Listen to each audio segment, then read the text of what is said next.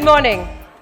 On behalf of the Young FICCI Ladies Organization, it is my privilege to welcome you to the YFLO Young Women Achievers Awards 2022. I'm just going to ask the last people to please sit down as the program has now started. Before we begin our celebrations of the dynamic spirit of womanhood, I request you to please put your mobile phones on silent and have a seat. We're all in for a great ride. May I now invite our guest of honor, Ms. Meenakshi Lekhi, Minister of State for External Affairs and Culture, our chief guest, Ms. Rajni Bector, founder and chairperson emeritus, Cremica Group of Companies and Mrs. Bector's Food Specialties Limited, Ms. Ujjwala Singhania, National President FLO, and of course, Ms. Ridhima Khanna, chairperson YFLO Delhi, to light the diya.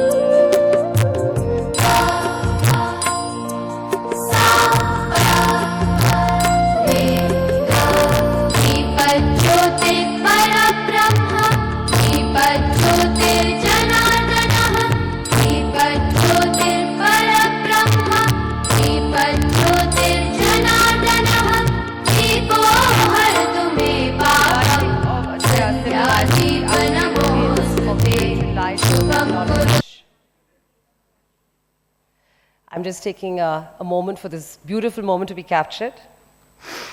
I now request the National President FLO, Ms. Ujjwala Singhania, to welcome our distinguished guest of honor, Ms. Meenakshi Lekhi, with a green certificate. As we know, rather than presenting cut flowers to our distinguished guests, YFLO believes in planting trees. It is a small contribution towards environmental conservation. May I now request the YFLO chairperson, Ms. Ridhima Khanna, to present a green certificate to Ms. Rajni Bector.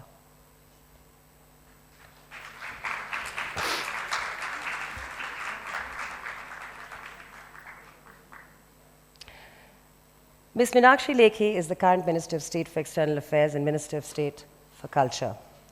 She is a member of Parliament from the New Delhi parliamentary constituency in the 17th Lok Sabha, representing the Bharatiya Janata Party. Ms. Lekhi is a lawyer who has practiced in various courts and tribunals, including the Supreme Court of India. She has been a part of essential bills, a part of the drafting committees for the Women's Reservation Bill, and also the Sexual Harassment of Women at Workplace Prevention, Prohibition, Redressal Bill, among others. She needs no further description. We know exactly how incredible she's been. May I now have the privilege of inviting our guest of honor, Ms. Meenakshi Lekhi, to encourage this audience, business leaders, and of course, stakeholders with a few words. Thank you.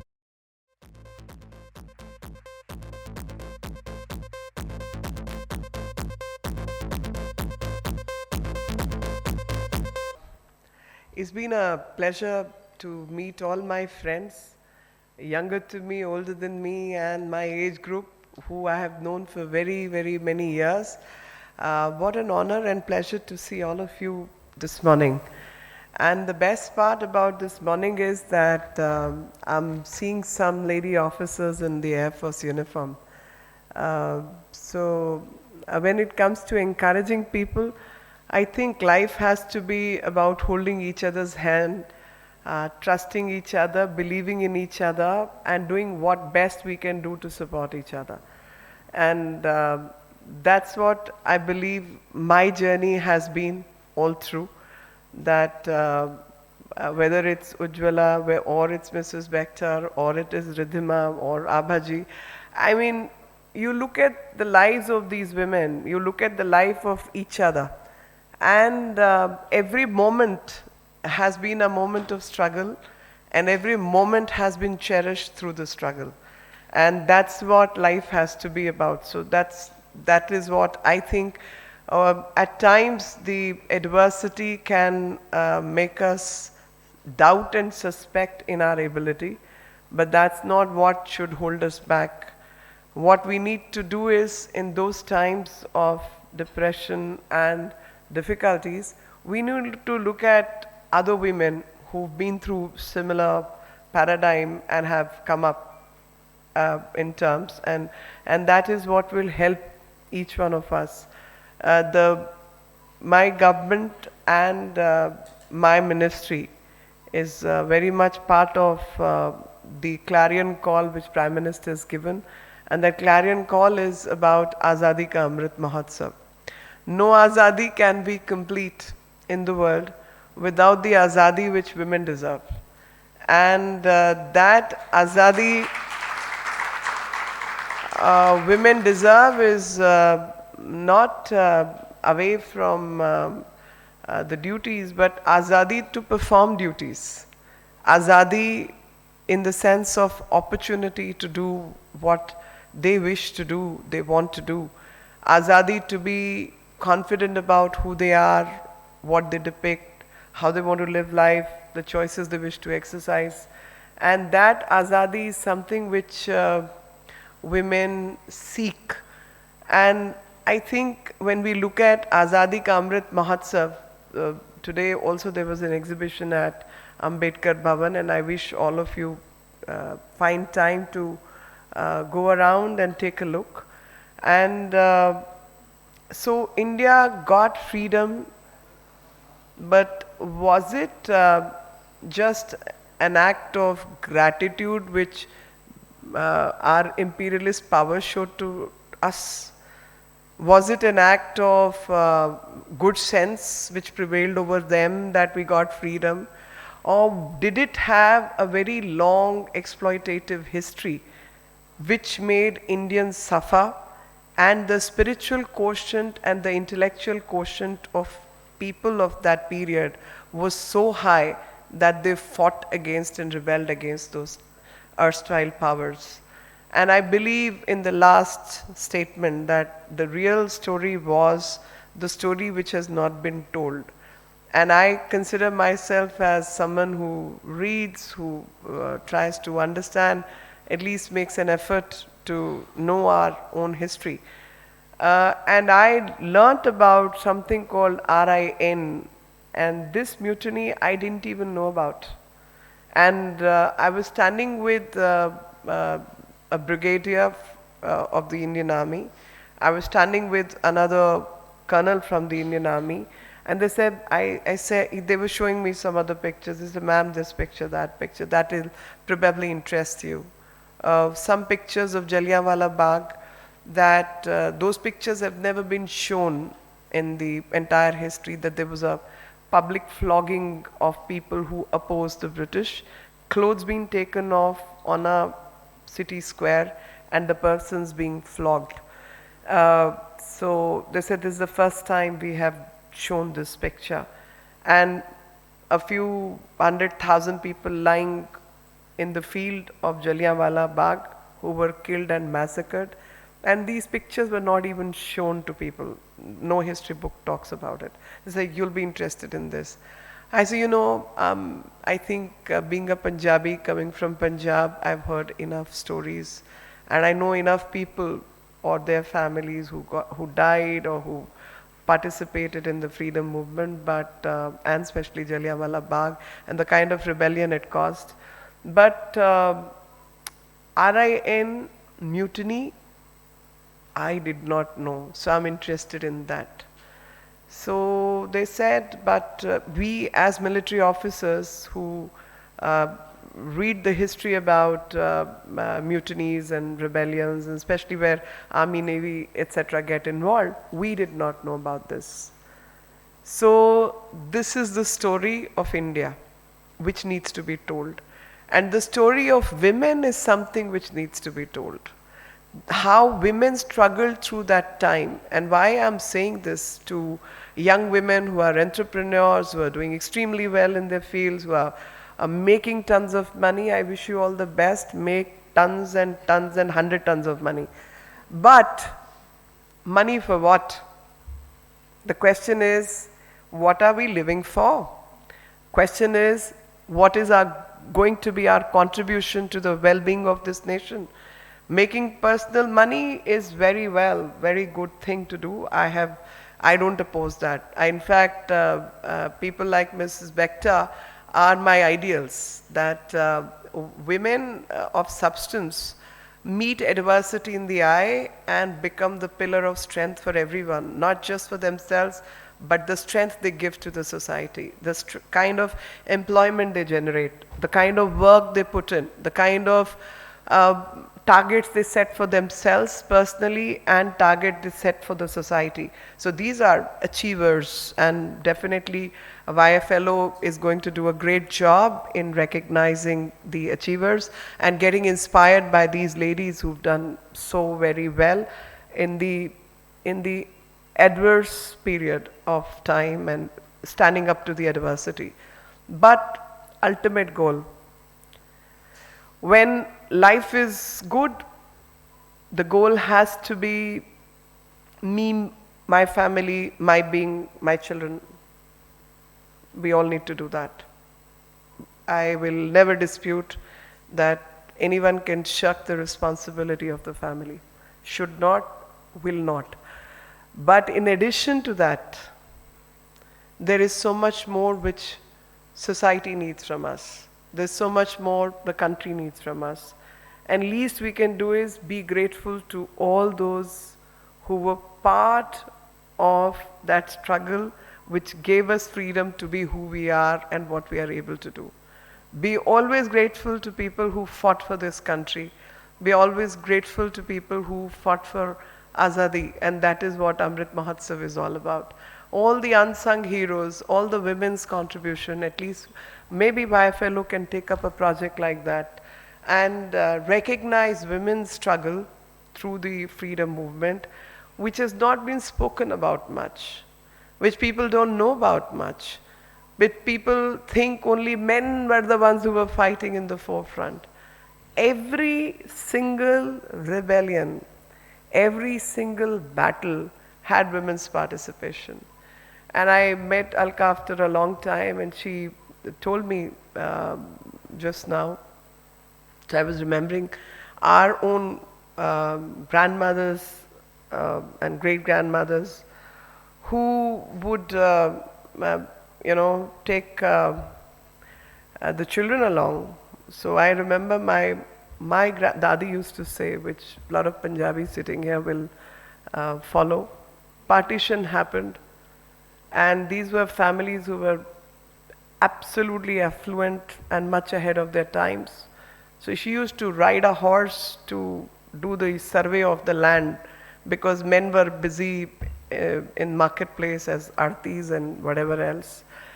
So she would say, "मैं जुत्ती भी नहीं पाई सी, बच्चियां नु कुछड़ छपा के नट पे," which means I did not wear the slippers and I just took the babies in my arms and we all ran away.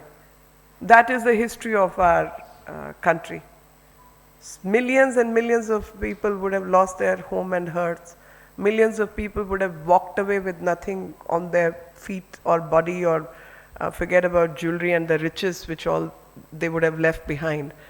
And coming to this part of the country, struggling their lives and delivering in terms of education, delivering in terms of public good, delivering in terms of making strong families, making people who we are. I think that struggle needs to be discussed. And as part of that struggle, women were participating in Quit India movement. My great-grandmother and other parents in the family would have, burnt all their, because that time a lot of things would come from Paris, a lot of imported stuff will come from Britain, and those who were well heeled would use all those perfumeries to saris, to chiffons, to whatever. So they would go to these places, start wearing khadi, and burn all this stuff. Imagine women did all that. So when you talk about Quit India movement, Swadeshi, these were the ladies who came from well-heeled backgrounds but gave up all for the freedom of this country, participated in Quit India movement. Whole lot of other talented women participated in INA struggle. They were part of the Indian National Army. They were part of RIN. They were part of rebellious movement from Durga Bhabi to several other women who went to jail, got beaten up by the police, misbehaved by the police, and nobody to talk about them. Why I'm saying as women, we need to talk about all this because these were inspirational stories. They continue to be inspirational story for all of us because we all must understand what we have and why we have all this. We have all this because these ladies gave up their comfort. These ladies fought alongside with men. So when India is depicted outside to the outside world, which I'm sure all of you have experienced, there's a certain method in which Indian women get depicted. So sometimes they'll be depicted as fashionable, beautiful women, other times dark models, still other time very domesticated ladies, sometimes exotic women. That's what they think Indian women are all about. But I think Indian women are made of substance which is harder than any steel can be. Indian women are as hardworking as it gets to be, and Indian women are as intelligent, as bright as the sun, and that's what needs to be depicted. That's what needs to be appreciated. And all that is possible when we start talking about each other, and when we know how to appreciate each other, and when we know what qualities which makes us come forward. We are beyond models, which get published on the books. We are beyond that. Of course, we are that also, but not just that. So I think that's where YFLO can come forward and take the cause ahead, because the government of the day, the Prime Minister of the day is absolutely focused on recognizing the strength of women for the simple reason that no country can go forward unless and until women are taken along.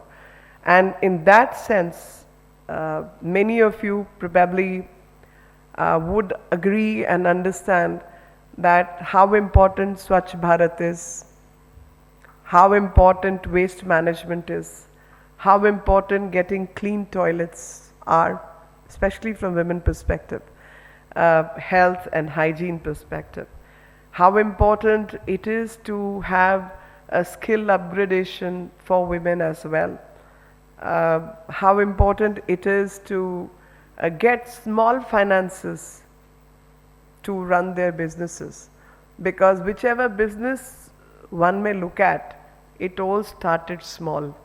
It may become big, but it all started small. So small loans which are being given to women from Mudra to Startup to Stand Up India, 70% of beneficiaries are women. Most of the Pradhan Mantri Awas Yojana householders, the homes are given to women. The keys are given to women.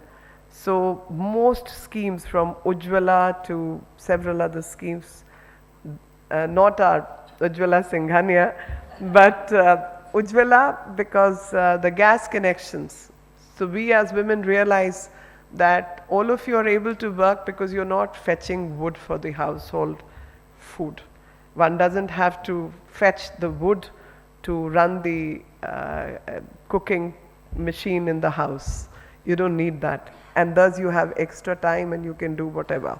So things may sound small, but those small things are things of big impact. And the government of the day is focused on that, your support, your work, which adds to the GDP of the country, which adds to the well-being of the nation, must help other women to get employed, to work together. And I'm sure we'll all work together to see a better day for each other, to make India better. Keep counting on your contribution to make India a better place for everyone. And I remember Prime Minister used to say one thing, and he used to say that उन लोगों ने देश के लिए इतनी जान दी, सबके लिए जान न्यौछावर किया, और 20 साल से कम उम्र के लोग, I mean, Kanaklata Barua, she was a 16-year-old woman who was shot dead by the British. No, not many people would even know about that. So he says कि वो लोग तो मर गए आपके लिए, आपको आज़ादी देने के लिए, आप आज़ाद हो गए, और आपको आज़ादी है कुछ भी करने की, तो उस आज़ादी का मतलब क्या है तुम लोगों के लिए? आज़ादी का मतलब है कि तुम कम से कम जी तो लो, मरने की ज़रूरत नहीं है, पर देश के लिए जीना तो सीख लो. Learn to live for the country, learn to work for the country, and that's what life has to be all about. So I would say that the struggle our women in the forces had to go through, let others never go through that. And I remember all the Air Force, Army and Navy women who went through the struggle of getting permanent commission in the forces, and happy that I was part of that struggle and won the case for them. So when I see these officers in uniform, I'm really proud. And I feel, you know, if I were to say one thing that you did in your life which you think you deservingly lived your life, on the professional front, I'll say, yeah, winning this case was a big deal. And I think I lived well. And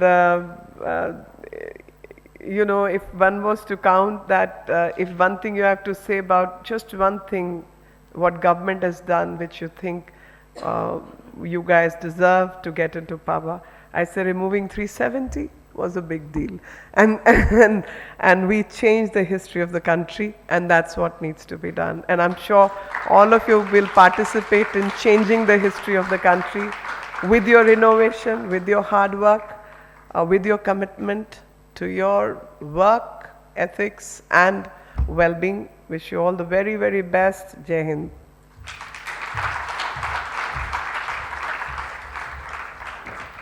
Thank you, Minister Lekhi, for that wonderful, the way you just shared your thoughts, which not only made us think about, you know, documenting the role of women in our history, as well as what each of us can contribute going forward. Thank you very much for having spoken to us. Thank you for your time. May I now request the FLO National President, Ms. Ujjwala Singhania, to share with us a few words.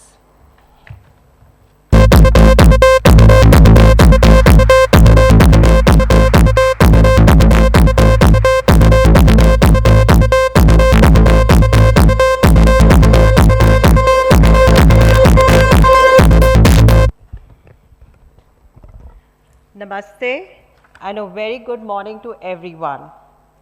As the 38th National President of FLO, it is an absolute honor for me to address the grand finale event of YFLO Delhi, the Young Achievers Award. I must take this opportunity to congratulate Ridhima and the YFLO team for this wonderful year. A quote by J.K. Rowling, author of the Harry Potter series, seemed very apt today. We do not need magic to transform our world. We carry all the power we need inside ourselves already. This thought seems so appropriate for today's August gathering of young women achievers who have transformed the world for the better with their contribution in their old field. We We also have with us a very dynamic women entrepreneur who is a role model for women across India and also globally. Padma Shri Rajni Bector, thank you for being with us today.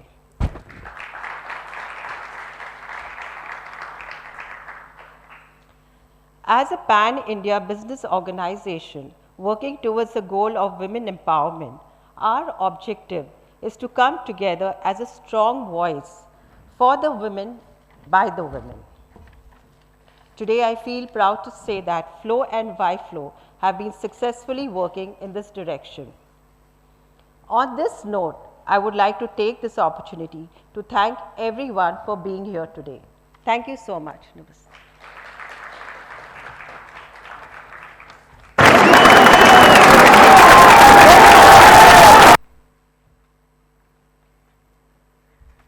Thank you for that address. It is now time for me to introduce one of my favorite people at the moment. Dynamic, passionate, and a perfectionist, Ridhima Khanna powered through the year, executing her vision despite the challenges that COVID has presented. And we all know how tough it's been for many, for those two and a half years now, I think. With her enthusiasm, she's brought together the members of YFLO Delhi to connect, experience, and achieve. And we can, of course, see that beautiful theme behind us. It's looking stunning. Ridhima is a successful entrepreneur. She's also the founder and chief baker of the immensely popular dessert brand Addicted Freshly Baked, which I should stay away from after having tried it.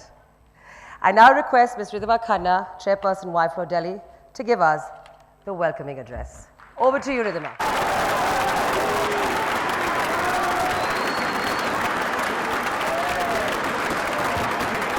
A very warm welcome to all of you present here today.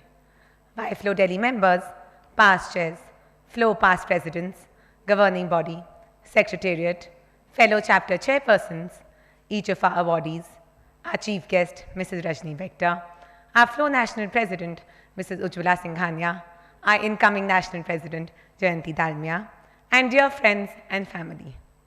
It is indeed an honor to be giving my closing address as the 18th chairperson of this prestigious organization. As I sat down to write this momentous speech, memories came flooding, reliving through my innumerable YFLO moments. As I took on the chairperson role for this year, the majority hearsay was, it's going to be a lot of work and multiple iterations of the same. And of course, while every event felt like yet another board exam, it was, and it is, one of my most memorable and challenging years, filled with learning and experiences I would never have envisioned, equations and treasured friendships I would never have formed, all of which are now a defining part of me for all times to follow. My theme for this year was connect, experience, achieve. Connect with each other as we become part of a world where basic human connection is our biggest luxury. Experience what would educate and inspire us to become the best version of ourselves, and achieve through the power to empower aspect of us coming together, striving to accomplish our goals. It was an implicit blessing to have led this organization in a year where we tossed between an online and an offline world, as it gave me so many more opportunities to connect with members in different formats and do much more for the community. Our events through this year, with speakers across different facets, had a common aspirational thread: to broaden our horizons and expand our mindsets, to break away from our typical perspectives and envision all that is truly possible. Our community outreach initiatives brought out a sense of empathy to nourish, empower, and provide for our community at large. For it is only when we all have access to equal opportunities can we truly thrive. I would now like to play a video taking you through a snippet of the year that was.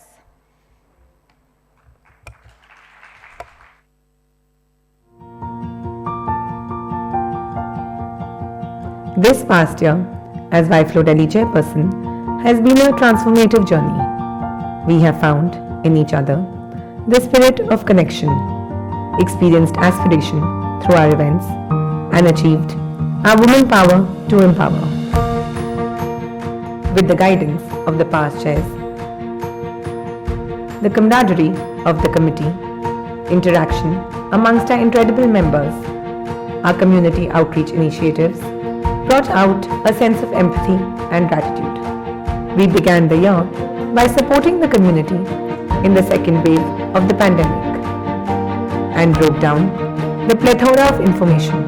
The only sensible long-term exit out of the pandemic is by vaccination. It's today, if you have your health, you have everything. Take care of these COVID patients who really nobody knew. It was a learning curve. The only way actually to end this pandemic is vaccination. We built personal resilience during these unprecedented times and created job opportunities for families that have lost livelihood because of COVID-19.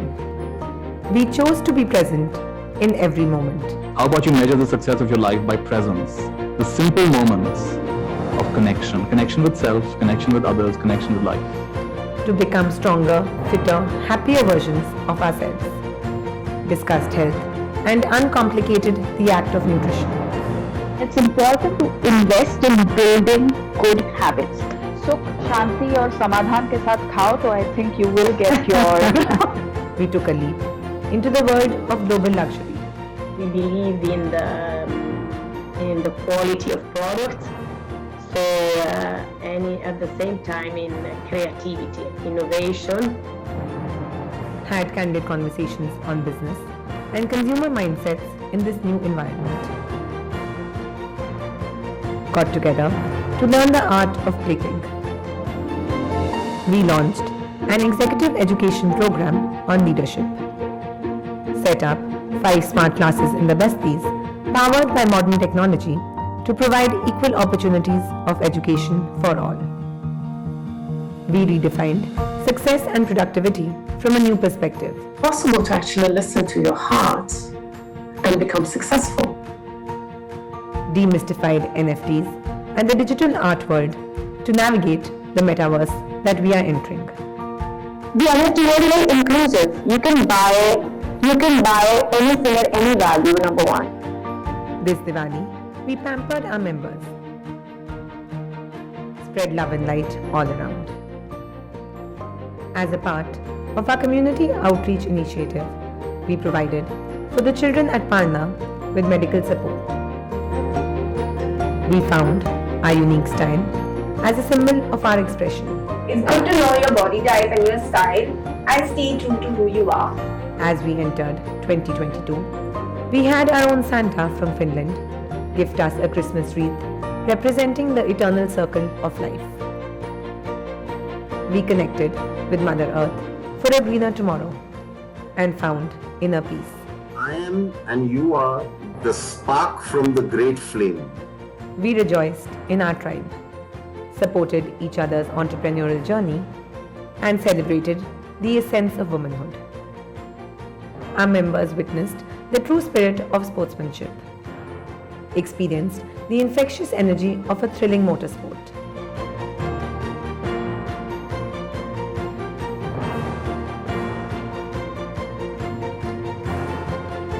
And as a parting gift, we will always cherish the unforgettable moments created in Pondicherry, with memories that will last a lifetime. As we look back at an eventful year, we adapted to virtual events, strengthened our tribe in person, and harnessed the power of social media to inspire and empower one another. Let's take a moment to reflect on the connections, the achievements, the experiences, and the spirit of YFLO.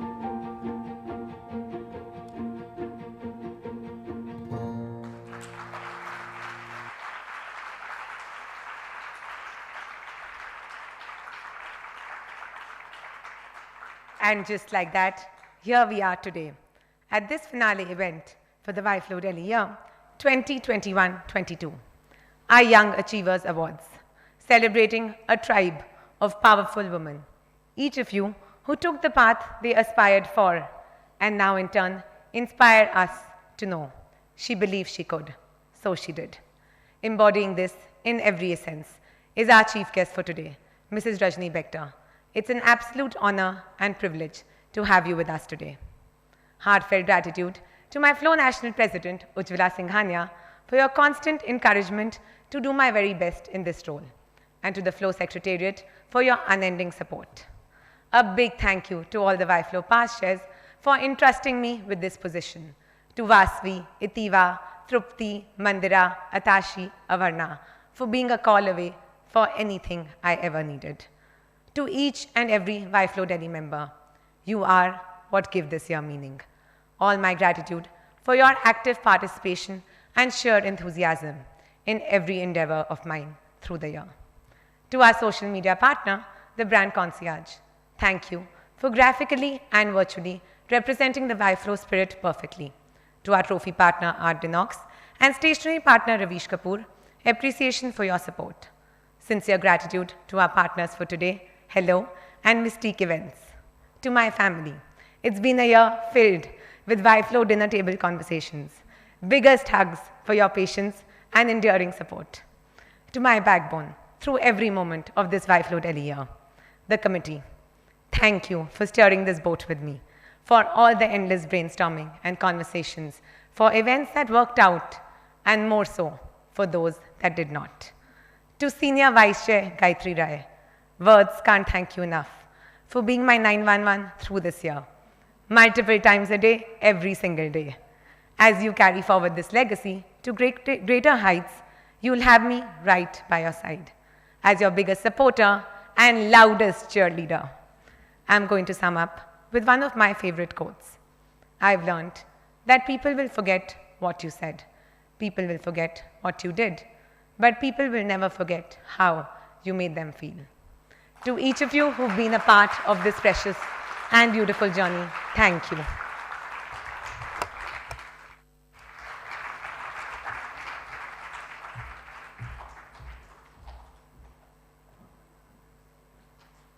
I know how I'm feeling after seeing all of that. It was amazing, and what a fulfilling, rich experience I think it's been for the organization. Thank you so much for showing and sharing all of that with us. Now, for the moment that we have gathered here to celebrate our inspiring awardees. Today, we are saluting the triumphant spirit of womanhood. We celebrate and applaud women who set their sights high and achieved their goals.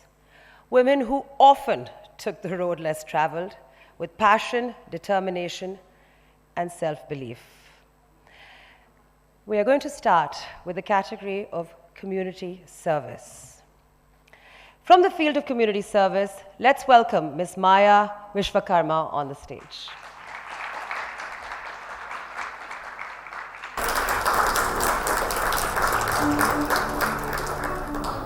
Ms. Vishwakarma is known as the Pad Woman of India.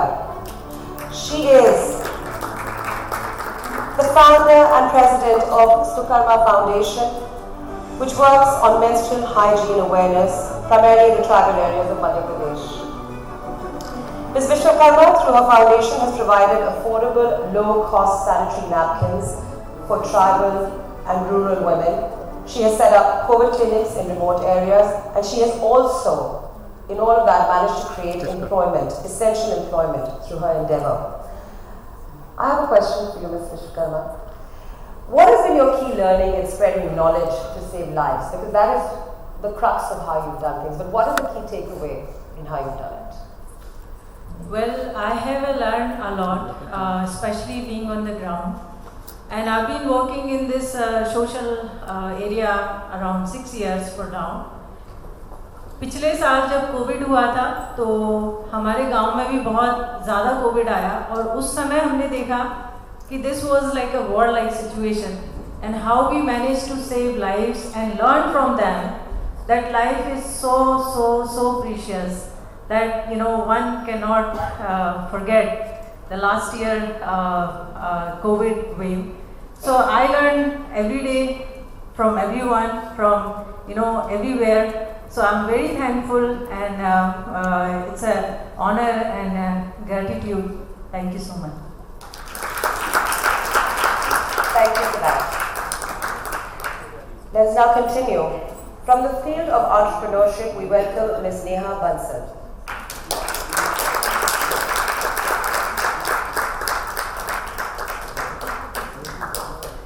Ms. Bansal is the co-founder of Lenskart Solutions, that happens to be Asia's largest omni-channel retailer and manufacturer of eyewear. She heads finance and merchandising for Lenskart. She is, of course, an inspiration on many levels, and she has been determined and ambitious, and she, of course, has an incredibly successful business, and her ability for number crunching is legendary. She stood 10th in the All India Chartered Accountancy examinations and was practicing CA before her involvement with Lenskart. Ms. Bansal, thank you very much for joining us on the stage. Given the kind of news we've seen in terms of what the company is doing for investing into disruptive technologies, right? How are you finding that is really changing the game on the ground? Hi, good morning everybody. Firstly, thanks a lot Pratibha and everybody for inviting this beautiful event. I'm indeed overwhelmed with this and listening to Meenakshi ji was very, very inspirational, really moved. Coming down to, I think technology is the only way, the way you can, it is the only thing which can break all the barriers of translating your thoughts, your dreams into reality. Thoughts do not come with barriers, and today I think we all have a great example in terms of us when COVID, a dinosaur called COVID tried to disconnect each one of us from everybody, but it is the technology which virtually connected each one of us. People continue to work, businesses continue to run, kids continue to get education. It is only because you can throw technology to solve all the barriers, whether it is geographical, human, or physical barriers. So we at Lenskart, people generally ask us that, what has made you grow so fast and what is the mantra behind the pace at which you're working. And it is because internally we believe we are a hardcore technology company, and when you have to, whether you have to reach out people in the remotest of areas, you want to try classes without physically trying them, you can do it online. You want to provide a consistent consumer experience. It is the technology which helps you provide that consistent experience. It is the technology which helps you provide the best quality, consistent quality of products to the consumer. So it is the only means. It does not have a option B or a plan B. Thank you for that.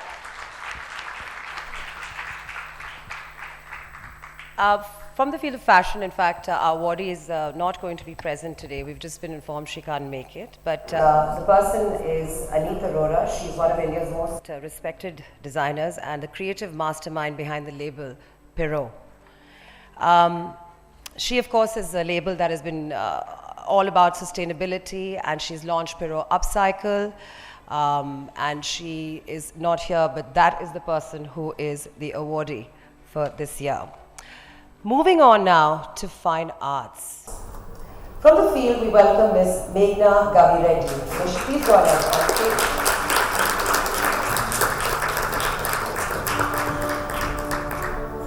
Meghna Gavireddy is a multidisciplinary artist based in Hyderabad, whose practice includes materials usage such as metal, wood, cement, clay, multi-talented with her medium. She explores primarily the subject of territory, censorship, colonization, and other themes that are key to larger, themes within Indian society and history and much more. The question I have for you is, do you think that there's enough patronage at the moment for contemporary Indian art? First, I'd like to just express my gratitude for being alongside all these amazing women. This is just such an honor. And coming to the question, yes, I do believe so. I think that contemporary art is very much part of the conversations that we're having in Indian society, be it about the economy, about society, about gender. And it's just amazing to see the support, especially of young collectors in the art world. And I think it's all only possible through the camaraderie and the support of everyone in the art world towards young artists. Even in such a difficult time like COVID, there's been so much support, so many voices that are speaking out for contemporary artists in India. So I'm just very grateful for being a part of this. And that's wonderful to hear, given what we've seen in the last few years when it comes to contemporary art. So wonderful. Thank you so much for that response. Moving on to the field of literature, we welcome Ms. Shreyana Bhattacharya on stage. Shreyana Bhattacharya is trained in development economics at Delhi University and at Harvard University. Since 2015, in her role as a senior economist at no less than the World Bank, she is focused on issues related to policy, employment, and much more. Her first book, which she seems to have written away from her day job, okay? Desperately Seeking Shah Rukh, India's Lonely Young Women and the Search for Intimacy and Independence, is a runaway success. And guess what it's all about? This is a book where she comfortably presents hard data, and that is regarding low workforce participation of women in India, and she does it in a pretty easily relatable manner. Now, besides asking you what I want to always ask you, which is how do you manage all of this? You know, you've talked about how one doesn't have to prove the seriousness Olympics when you're writing about core economic themes, right? You've sort of managed to translate hard data into something, and look at the title of your book, right? Had this been sort of a translation through cricket, maybe it would have been different, but isn't it harder to do what you did as a woman in academia, what you achieved? Well, firstly, Fatima, just thank you to just for this honor. It's along with women I followed and admired for so long. So firstly, I just want to thank the team for that. Fatima, I think economics is changing. It's becoming, there are many more women. You look at a Geeta Gopinath, so many women who are taking on the baton of leadership in the field. But I must say, maybe 15 years ago, the research for the book is actually for 15 years. Yeah. But around 5-7 years ago, when I knew this was the book I wanted to write, I went to my professor, Professor Abhijit Banerjee, who's taught me.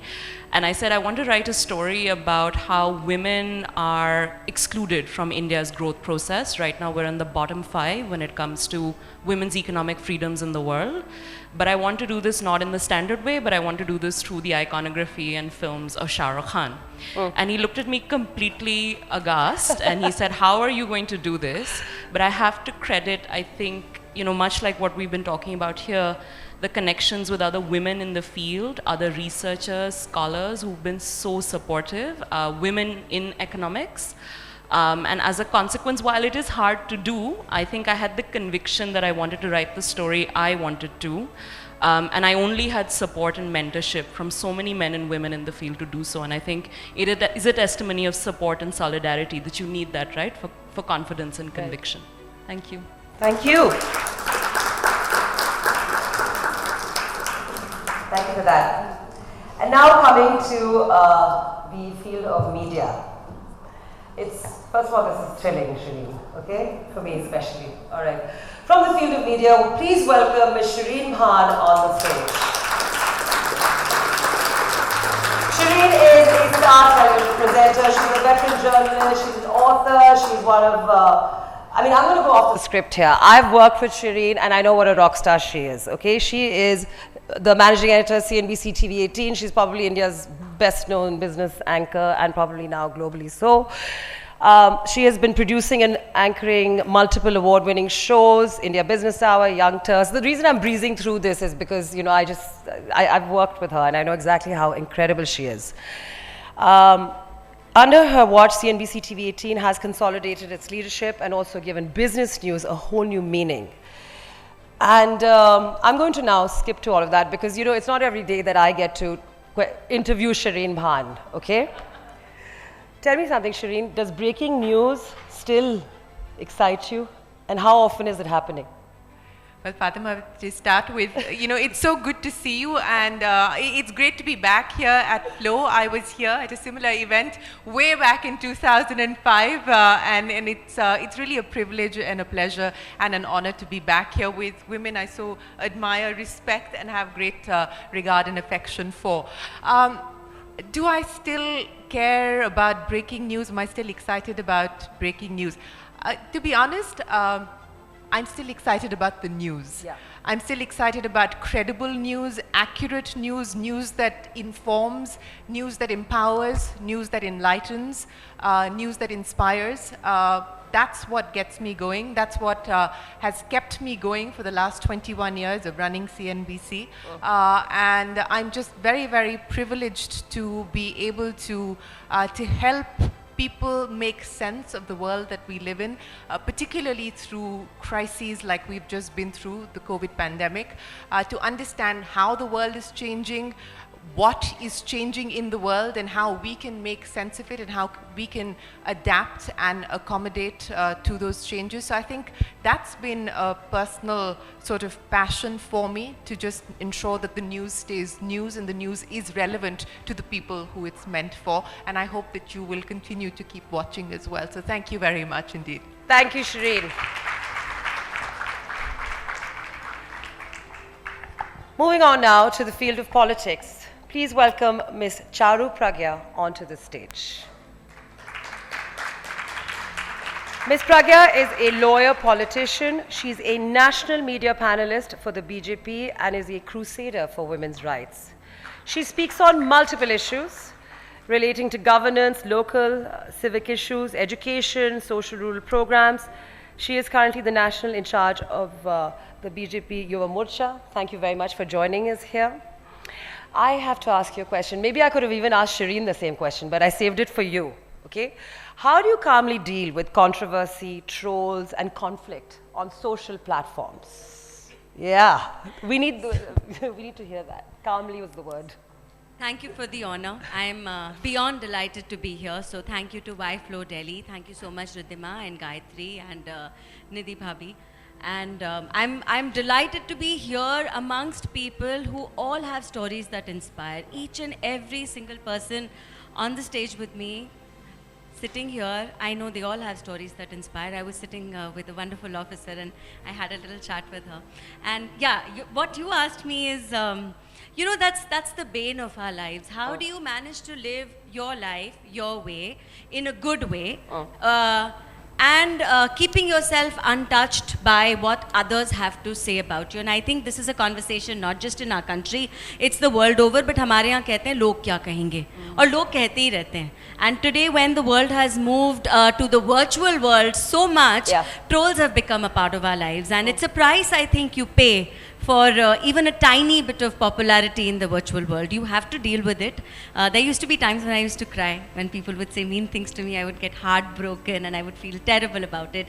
But now I have learned to take it with a pinch of salt. I think we have to understand that when people want to discuss you behind your back, when people want to discuss you even though you don't know them, you must be doing something right in life. And when you look at it from that point of view, I think trolls become easier to deal with. I wouldn't take 5 minutes from my life to, spill out abuses to a person I didn't care about even online. That's an incredible answer. Thank you. Thank you for sharing that with us.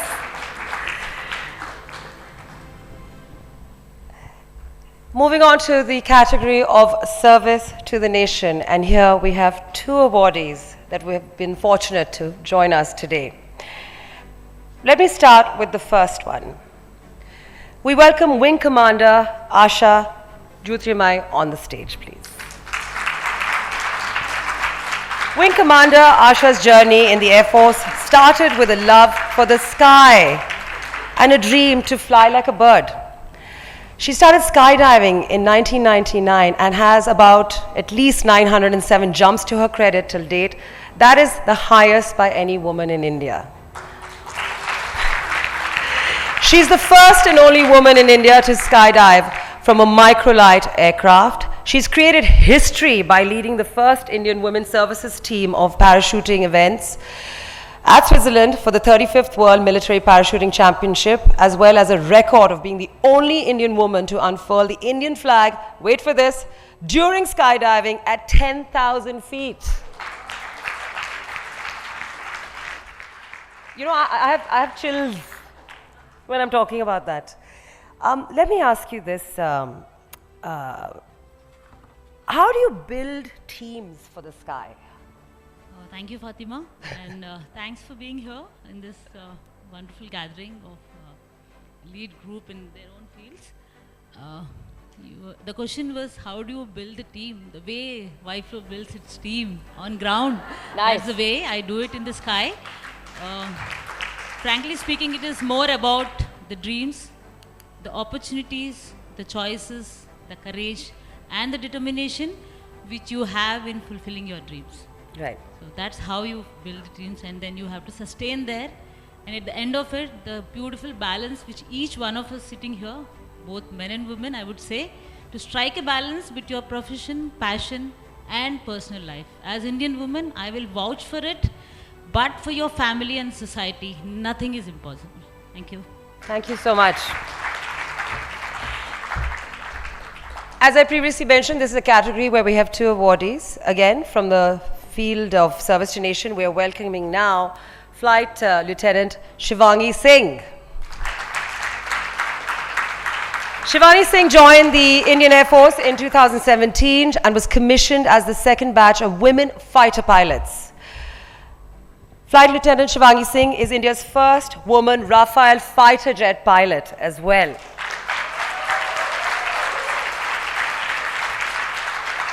She has been flying the MiG-21 aircraft before flying the Rafale and is part of the IAF's Golden Arrows squadron.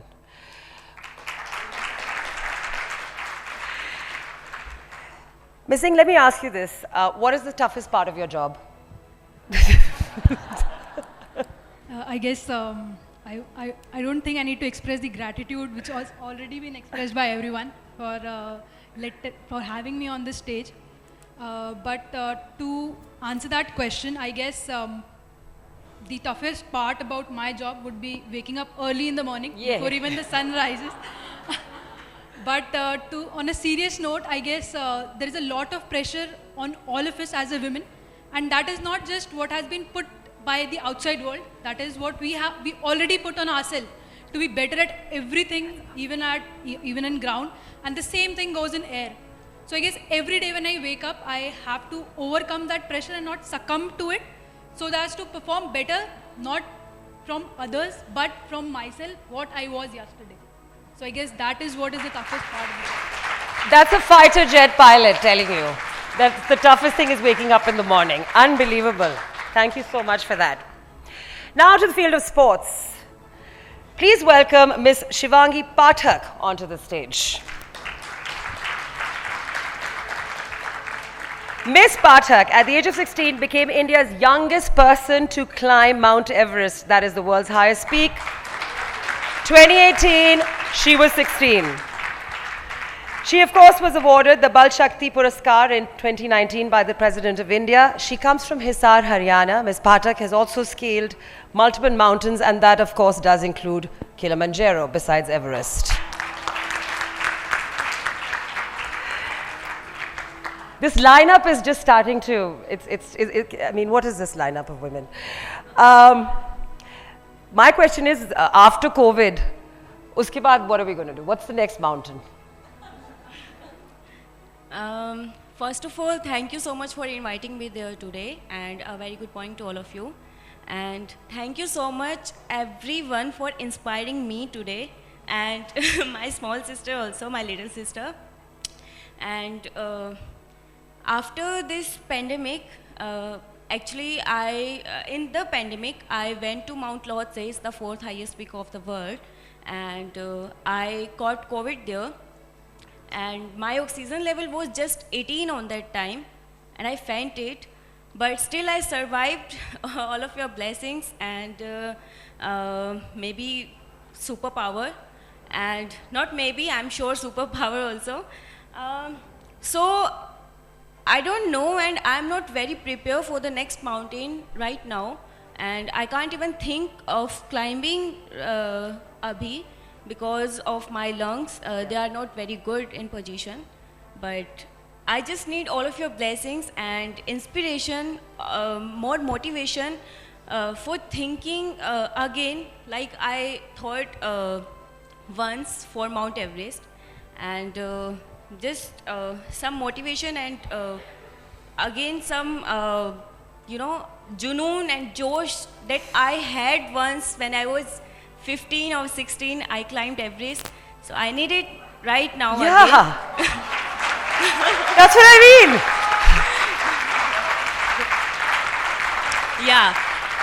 I climbed Mount Everest when I was just 16, and I gave that thought to me when I was just 14. So now I'm 20 and I really want to climb again. Not Mount Everest, but every mountain, every mushkil and adventurous thing in the world. Thank you so much. And thank you so much, Payal ma'am and Pawan Kaushik sir, for inviting me there today. Thank you so much. Thank you. I mean, those figures that you were 16, I can climb Mount Everest. Now that I'm 20, I think I'm going to try. I mean, this is just unbelievable. I mean, is it just me who feels like I'm an underachiever here? But anyway. But I really want to say today that age is just a number, and I really tried my best to prove it. YFLO, you guys can make a project out of it next year. Okay.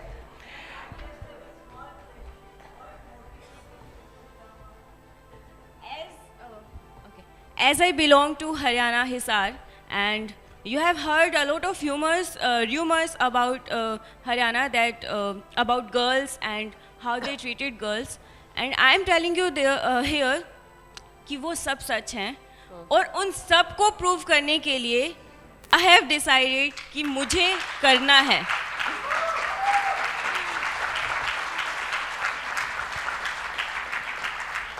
And सबसे पहला जवाब जो मुझे विश्वास दिलाना था, वो सबसे पहले मेरे पापा, मेरी दादी और मेरी मम्मी थे. उन्हें विश्वास दिलाया कि ये देखो, ऐसा नहीं है कि मैं पैदा हुई तो मैंने कुछ नहीं किया, मैंने वो करके दिखाया जो आप चाहते थे. My mother always believed in me कि मैं मेरी बेटी को एक ऐसा सूरज बनाऊंगी जिसकी तरफ देखने से पहले भी लोग सोचे. And I just try to prove it. Unbelievable. Thank you. Thank you. And now to the field of sustainability. From the field of sustainability, please welcome Ms. Rhea Mazumdar-Singhal onto the stage. Rhea Mazumdar-Singhal is the founder and CEO of EcoWare. That's India's first and largest sustainable packaging company. By founding EcoWare, she has created a new packaging paradigm in India that recognizes a natural, eco-friendly and easily affordable alternative to single-use commoditized plastics. Rhea was awarded the Nari Shakti Puraskar, the country's highest civilian honor for women, by the President of India.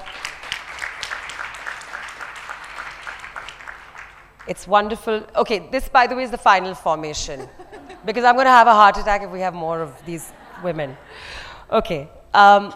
What I really want to ask you, Ms. Mazumdar-Singhal, is we've talked about COVID and its consequences, but there's also been a very evident surge in plastic use, right? Plastic use and unsustainable mechanisms by which, but you know, pricing and costing and necessity have sort of come into that play. Has that been an opportunity for you? Do you see it an opportunity going forward? How do you want to sort of take things forward given what we're seeing? Sure. Good afternoon, everyone. It's an absolute honor to be up here. And I'm most excited that sustainability is part of this platform and has made it to the conversation. So thank you for the honor. To answer your question, Fatima, yes, once COVID sort of hit us, we did see a surge in the use of single use, right? Just because people equated that to hygiene in every field. And we've worked harder, we've hustled harder to make sure that everyone, from individuals who are isolating or hospitals who have COVID patients or just industry across the board, have used better alternatives than single-use plastic. So it's certainly an opportunity for us as the world not just recovers from COVID, But we're looking at a lot of applications, not just in food and beverage, but across industries, from e-commerce, people shopping online more, all that layers of packaging, and just trying to basically reduce as much of the plastic footprint we possibly can. Okay. Thank you. Thank you very much. Please give a full hearty round of applause for our Power Pack panel and trailblazers. It is more than an honor to have them with us here today. To felicitate them, may we please invite our chief guest, Ms. Rajni Bector, as well as the YFLO chairperson, Ms. Ridhima Khanna, onto the stage. The award ceremony is about to begin. We're going to be going through this in alphabetical order, as we've sort of been doing the whole morning.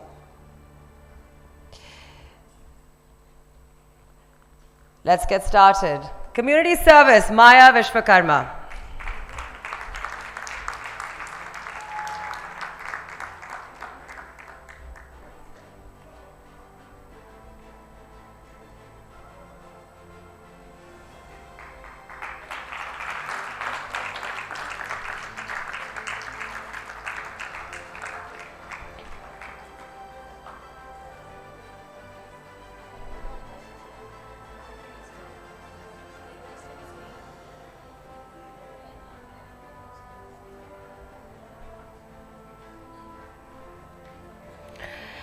Entrepreneurship,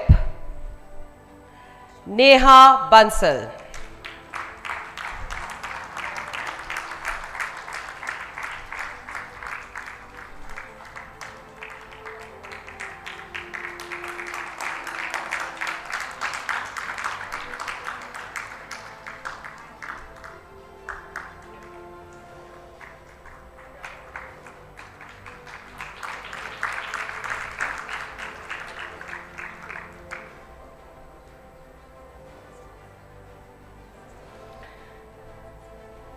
Fine Arts, Meghna Gavi Reddy.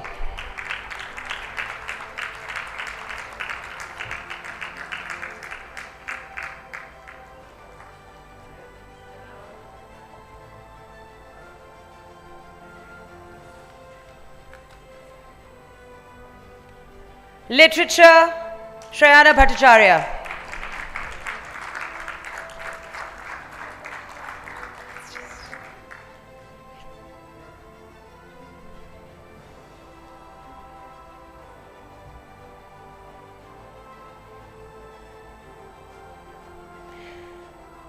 Media, Shireen Bhan.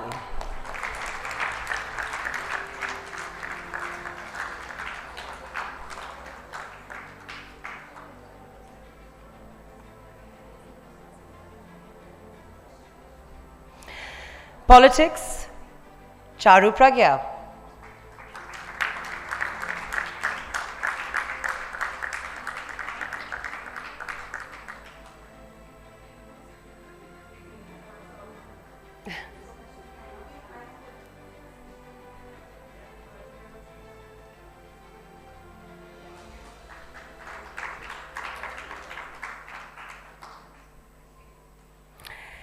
And of course, now, service to the nation.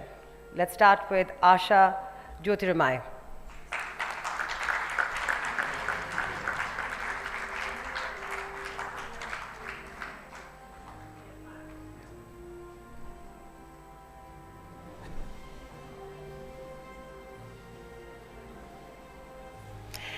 Service to the nation, once again, Shivangi Singh.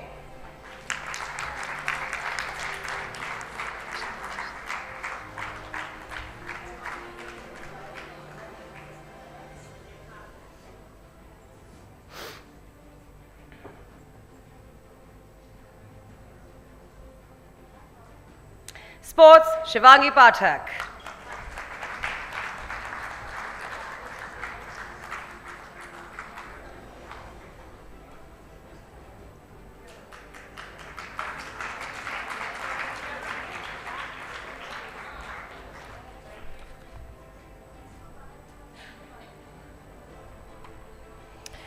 Sustainability, Rhea Mazumdar Singhal.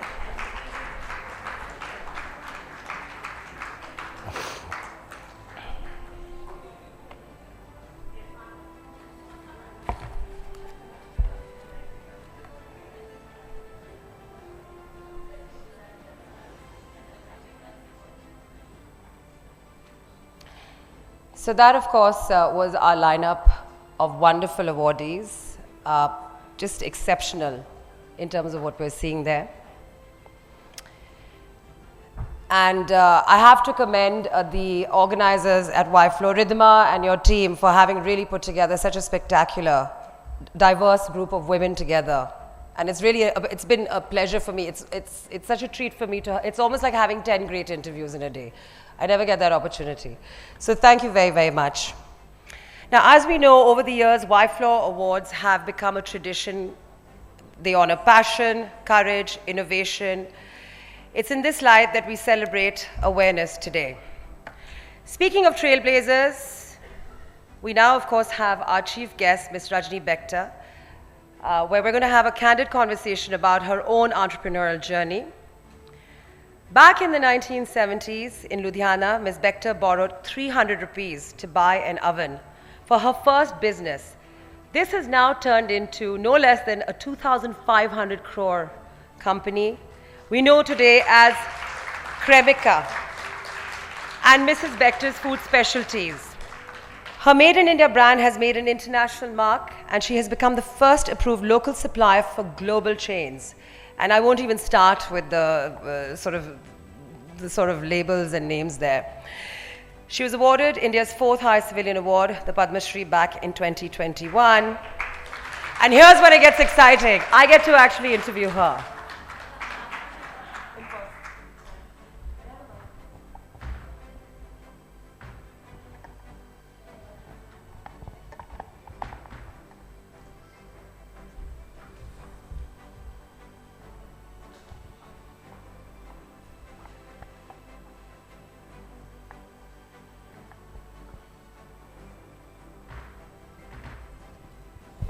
Hello. 1, 2, 3, 4, 1, 2, 3, 4. First of all, First, I'd like to thank Ridhima and the team and Julsing Hania to call me here. It's a really great honor and a pleasure to be here with you. That's the thing. Thank you so much. Thanks for calling. Thank you, Ms. Bector. I was telling Ridhima actually how excited I was, especially about this part, although I don't think I can say that anymore after the first part. And I mean, it's just all over the place now in terms of excitement. But here we go. This is our little chat we're going to have for a few minutes. Ms. Bector, you've mentioned that your husband was quite the enabler when you were starting out, and your in-laws were slightly more conservative. And what my question is, how do you sort of mitigate that role where you balance tradition as well as expansion as an entrepreneur? In fact, the main thing is that I started as a hobby. I never felt that I'm going to do any business. That was my journey started with a hobby. My passion was cooking. So that was the main thing. And my children were away, so I was just doing everything here and there. My mother-in-law was a very conservative person. She never used to allow me to work. Because that was my experience of life was that once I wanted to hold a cooking classes. And I just wanted to tell you about that. And because she says, what the hell you are doing it? This is something very wrong and you are just spoiling your family's name. You can't do all this nonsense here at all. So that's a main thing which I said, Mama, don't worry about Vijay. I will do it. I'll keep the money separately. I will not spend even a single penny from it. And I will stop it after. And after that, I stopped it. And it was by you can say, after some time, she was no more there. She died. And then also I used to throw parties and all. No? So that's why this was passion. My friends used to say, do it, do it, do it. I said, no, I'm not going to do it. So I started as a passion. So my father-in-law and my husband were very supportive. They never used to tell me, don't do this, you do that. I started from the kitchen, just like today's cloud kitchen. You can say that is the main thing. So I just started from the kitchen. I always used to think I'm going to stop it any day. The day I'm going to feel it, it's enough, I'm going to stop it. Because I never needed the money. That was the main thing. So it was just by the word of mouth, it was going high and all. And then I was very particular about my children and my family. My father-in-law never used to allow me any servant in the kitchen. And I used to cook also. And our business was such that we used to have visitors quite a bit. Making 100 chapatis per time was a simple thing for me. And I used to get up at 3:30 at night. And I never used to neglect my children at all. Not even for a minute I could neglect my children, because I was very particular, and my mother-in-law used to be in bed. I used to look after her. There never used to be any nurses, and Ludhiana was a small town. And that was the main thing, but it was my passion which used to make me go like that. Whatever anybody used to say, I don't used to worry about it. I used to get up at 3:30 at night, 4, because I used to feel it. By the children, my children will get up, I'll be there for them. I used to take care of them. Then for the whole family, I used to do everything on myself. I used to work 18 hours a day. That was my passion. And without any regret, to be very frank, I never used to have any regret. I was married in a very good family. My husband was very educated and a very well-versed person and very nice person. And he used to really help me. And then when I started working, then he used to say, whatever you want, you do it in proper way. Little do it proper. Then at the back of my house only, I started making, I used to be very fond of making ice creams. So I started with the ice cream. So I used to be, when my children used to be there, I used to be with them. So my husband used to say, why you work at night? I said, no, my children will be neglected. I can't do it like that. So I used to take care of my father-in-law, and he used to be sick, and my family, and you can, in a small town, you know, you have to look after your relations, you have to look after every traditions and everything. So I used to do everything like that. But I was not worried about it at all. That was, my thing was, when people used to, the same way they said, the people talk about you, there were so many gossip stories about me also. So all over here and there Please and share there. some of those with us. So the gossip stories are always there. When a small town, a lady is pagal ho gayi hai, isse dimag kharab hai, pagal hai, because she is working, why from such a good family, she is giving bad name to the family, this and that. So these were the stories which were there, and I used to face them. I say hardly matters. I work with my 2 hands, I'm proud of my hands. So I don't worry about it. Unbelievable. And it is, I don't worry about it. So I used to tell people who used to talk, I used to go to them. I said, please, any more story from you? I can listen to it. I love to hear the stories. So please tell me. They used to feel very ashamed. I said, no, sorry. Why are you sorry? Do say something nice about me. Why are you making stories about me? So I was in Ludhiana, become a very small town. People never used to like a lady talking to a men folk or anybody like that. They used to feel if she's talking to a man, she's having relations with that person. Oh, lovely. Yeah, that was the main thing. Today's times are different. But where was the time for those relationships you were working 18 hours No, a day? I'm telling you, this is a fact of life. Everybody should know Delhi is I belong to Delhi. I'm from Delhi. I have studied in Delhi. I have stayed in Delhi, and Delhi life is different. My parents' sides are very forward, very broad-minded. So there was a lot of difference between the two families. But I was the one who never used to even bitter a word to my mother-in-law, never say a word. Whatever you say, I said, yes, it's fine. It's fine, I'll do it. Because this was my teachings from my mother. That is the main thing. I think that every mother, if teaches like that, the family goes very nicely. Because if you start fighting, you are arguing or anything, that really makes the difference in the family life. So that was my main passion, and it was really, I could carry on like that. Unbelievable. So we've picked up quite a few points there. Yeah. I mean, one is really how all of this started. Yeah, I started. And honestly, it's interesting to see that even somebody who was working so hard yeah. was obviously subjected Yeah, to yeah. whatever. Yeah, So that's just you went on with things. But more on a business level, I mean, you mentioned the word cloud kitchen earlier. And obviously with COVID, we've seen, a lot of mushrooming of cloud kitchens, home chefs, all of that has come out. And obviously food delivery combined has really made it much easier. Do you think the scale of opportunity exists now? Because, your scaling up was over years. It was, done the way you did. Do you think that same kind of opportunity exists right now? No, Given the crowding. No, it can't go high if you are going to work for it. If you are going to work for it and you are really going to go ahead with it, only then it can work. Not like that, because in our times, there were there was no facilities for anything. Equipments were not there. In fact, materials were not there. Nothing was there. Now everything is available. All the things are available, because these days everything is so you can have every different types of machines, different types of in kitchen, whatever you need the ovens and things and all. Get the best one. In our days, we never not used to get it. And we used to work for it. And in Ludhiana type of a city, I never used to get anything what you need for your baking or anything. I used to make it on my own. I used to make it on my own because these days you have facilities. But if you want to work, and you have to work like with a passion. It's a passion. It is not only the cloud kitchen. I will tell for every business. I will tell for every business, whatever passion you have in yourself, the passion works. The passion works. It is not you feel the passion will take you ahead like anything in life. The passion is the main thing. You've got to be really into what you do. Yeah. Just again, in terms of the business, I mean, we've seen this whole trend also of all these, new avenues in food come up. Yeah. Gluten-free, lactose-free, this, that. There are a lot of different Yeah, categories that have come up. Do you see these as opportunities for your companies going forward, or do you sort of see them as impediments in some way? Yes, why not? We can do it. Because our company today is one of the topmost companies in India who are having all the machines who are all untouched by hand. Untouched by hand. We are the only ones who are making bread and everything untouched by hand. And it's on a very high scale. On a very high scale, all the biscuits and everything. And all the buns and sauces and everything, whatever is made. Because now you can, because there are so many patients are there who have to have the gluten-free food. So for them, naturally, we can do everything for them. Okay. That's so no problem. One can just embrace change. change. Everything can be done.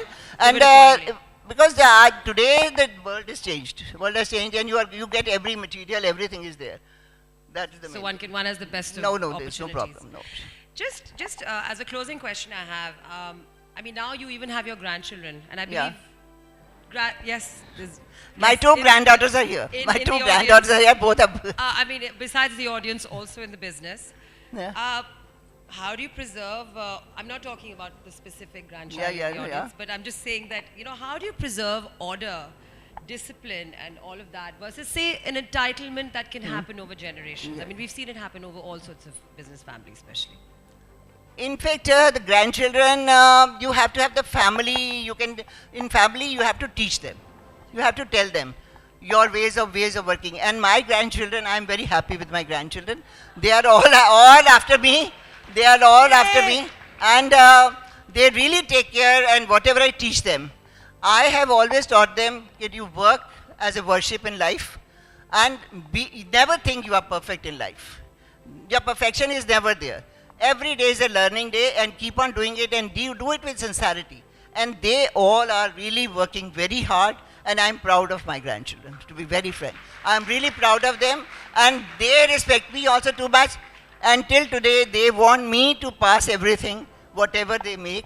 They say, whatever they're doing, Dadi, is this right, is this right, is this right? So I always tell them how to do it, and I'll do it. That's why. Unbelievable. Thank you so much for sharing that with us. Thank you. That was a quick chat with Ms. Bector. There's so much I would love to discuss with you, but we have to sort of get on with our time. But thank you for all of that.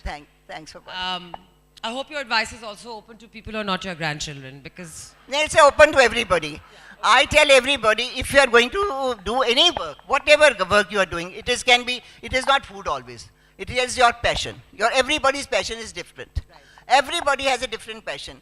So if the passion is just taken care of and you are working on it, you can be one day ahead of everybody in life. And do it with sincerity, not with the thing the day you are going to start, you are going to get all the money here and there. No, don't do it. It is the time which takes time, and you have to really struggle for it, and you have to really work very hard. And you keep on working, and the work is there, and you work like a worship and you are gone. Because that is my motto of life. My motto of life is work is worship, and man is never perfect in life. Every day is a learning day. Thank you. Welcome. Thank you, Ms. Bector. Thank you for that delightful conversation. Now, as we come to the end of one YFLO year and the beginning of another year, it's time for the change of guard. Yeah. May I please request, thank you. May I please request Ms. Ridhima Khanna to pass on the title of YFLO Delhi Chairperson to Ms. Gayatri Rai.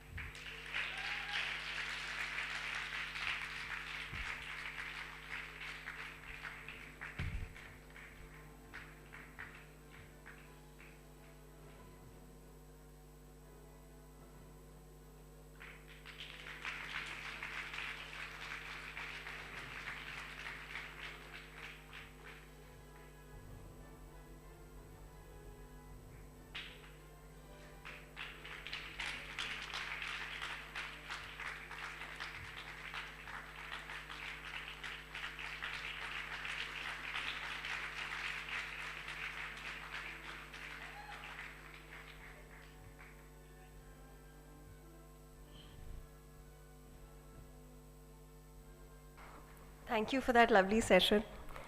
Good afternoon, everyone. I'm delighted and honored to accept the role of chairperson of YFLO Delhi for the coming year. It will be a privilege to carry forward the legacy of this illustrious organization, and I shall strive to uphold its values, traditions with dedication and sincerity. I am grateful to the past chairpersons for giving me this opportunity, and I thank you all for your faith, confidence, and support. I would like to specially thank Atashi for getting me involved with YFLO, Mandira for showing me the ropes and believing in my abilities, Karishma for showing us how to lead in adversity, and Ridhima for your continuous guidance and support. It was a pleasure to work closely with you, and I congratulate you for your dynamic year.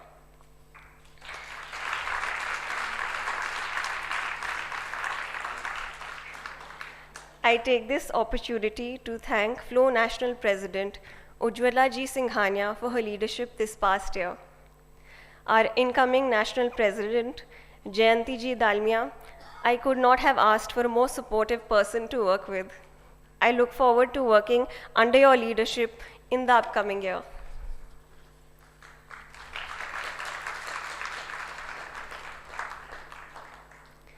My theme for the year is realizing potential. I believe that our potential is unlimited, and each time we challenge ourselves to a new level, we grow. Our goals must change in line with this greater version of ourselves. Under this theme, we are bringing in several events, interactions, and activities. I hope to inspire optimism and learning that helps us achieve more than we think possible. We can reach for the stars. Our capacity is limitless. In the words of Henry Ford, there is no person living who isn't capable of doing more than he thinks he can do. I look forward to the support and guidance of the past presidents, the past chairs, my YFLO committee, the secretariat, and our members. Alone, we can do so little. Together, we can do so much. I request all of you to help me by sharing your thoughts, ideas, and above all, your participation. Thank you all once again.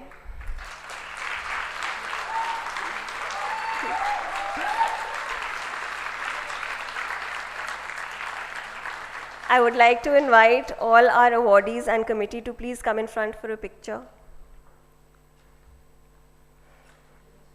And I request all our members and our guests to please join us for lunch.